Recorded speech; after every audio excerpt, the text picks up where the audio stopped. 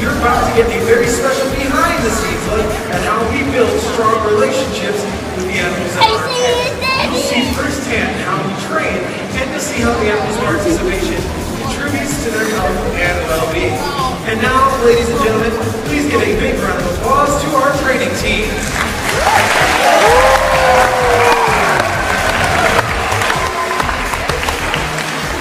Let's meet the trainers that we're going to be seeing in today's show. Starting over here to the island on the left, let's get a big round of applause for Andrew and Tim. Right there in the back, you'll see Angie. And over here on the right, you'll see Emmy.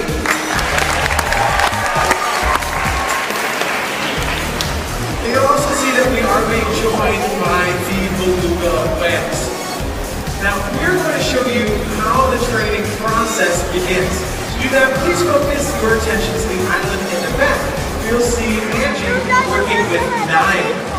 Before any training can begin, we first have to build a relationship with the animal. So let's see how that relationship is developed.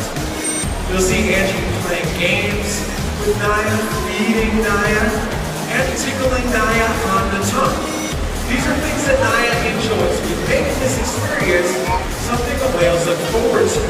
After we build that strong relationship, we then teach the whales a very important sound. The sound of our whistle. We teach them that that whistle sound means thank you for your job. But how do they know that? Well, let's watch and find out. Angie will blow the whistle, follow with some fish. Then blow the whistle again, and follow with a rub on the head. Blow the whistle a third time, and follow with more fish. By following that whistle sound to things the whales like, they then learn to like the sound of that whistle, that it means thank you for a good job. So now we can start playing some games. One of the first games we play is a game called Target. The object of this game is for the whale to touch their head to a target. Watch as Angie touches Naya on the head, blows the whistle, follows it with a splash of water. Touch the head, blow the whistle, and some fish. Touch the head, blow the whistle, and a tickle on the tongue. By connecting that head touch with the whistle sound, the whale learns that that's the object of the game. So now we can change the rules of the game. What do you think would happen if instead of bringing that target to Naya's head, we open up a little bit above her? Let's find out. Naya swims up, lifts her 1,800-pound body to find that target. Now we can move that target to places. We can go to the left, to the right, and above the water, beneath the water, even use tools like that targeting buoy that you see Angie using right there. Now watch again, we're going to change the rules of the game yet again. Angie's going to give the signal for Naya to find the target. But this time, the target isn't with Angie. Instead, it's over here to the island on the left. With Angie, watch as Naya comes over, looks at that target, maybe a little bit confused as to whether she's supposed to touch it or not. Andrew keeps providing it. Naya deciding. And slowly, she touches that target. Good job, Naya. Now, Naya is, I think, anticipating that we're going to ask her to go back to Angie. So give that signal once again. This time, the target right back there with Angie. Here comes Naya. Let's see if she finds that target. And here she comes.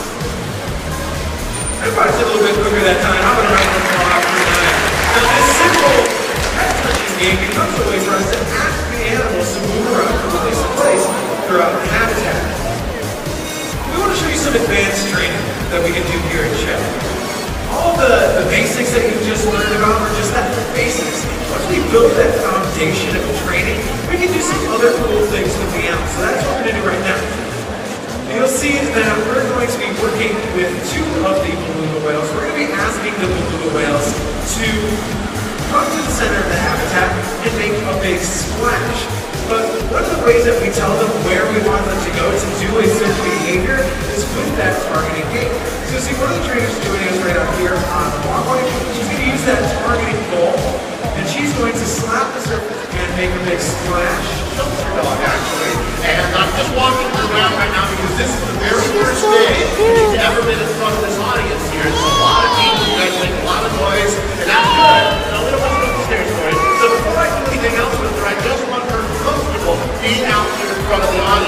If she does happen to come close to you, please don't try to pet her right now because she does love all your loving. But the problem is, if you start petting her, then she'll want to be with you. And we need her to be ready to do a show that we're going to be doing here.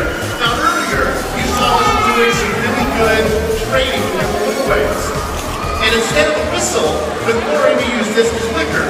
This clicker tells her, good job. Right now, I just want her to make eye contact with me. She looks at me, I click my clicker, and then I just give her a little piece of kibble. Once I see that she's paying attention to me like she's doing right now, I'm going to start asking her to do simple behaviors. Just like with the blue whales, we use a target. I want her to touch my hand, I put it out. Oh, she got confused, thought I wanted her to spin. Target. You see how she touches that? Just like we saw with the whales. No matter where I put my hand, I can use to touch it. And that's how we teach her to do a lot of different behaviors. Like if we want her to spin, she's really following the target. If we want her to lay down, she follows the target. And so the target is used for lots of behaviors. Now right now, she gets a little confused. She's seeing herself on the video screen a little bit. And that confuses her some. But turn sideways so you can see a little bit better, girl. Good. First thing I'm going to have her do is, what she's looking at me is I can see if I can get her to wave hello to you.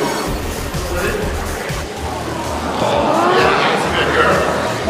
Now one of the other things that we're trying to teach you to do is see if we can get her to do a little bit of a begging or a listen. And eventually we hope to have her do all these behaviors without the leash and not being distracted. What she's looking at is just her own picture on the screen, which is a little distracting to her. And there's the blue whale swimming behind her, which is a little confusing. Bang! The hardest thing we've been working on is trying to get her to bark. She knows how to bark, but she was taught very well by her owner to use an indoor voice. And right now we want her to bark loudly. So what I'm going to try to do is see if I can get her to do a out loud bark for us right now. That's her soft bark. She's excited. Good.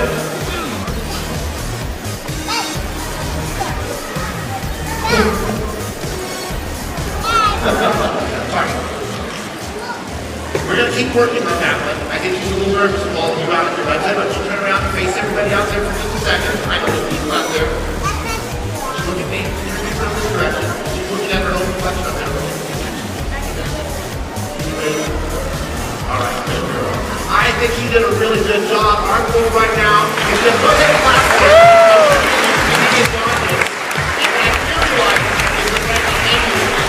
Really like the fact that even though you was blonde, and she's going to get distracted by that. Let's try that again and see if I can keep her attention on me. Go on for her again.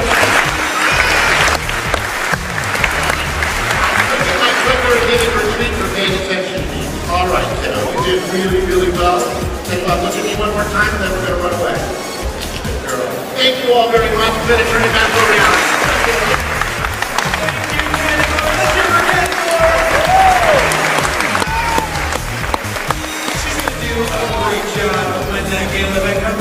Now, did you see how we can see the similarities between this training? Even with a dog, we can do similar training.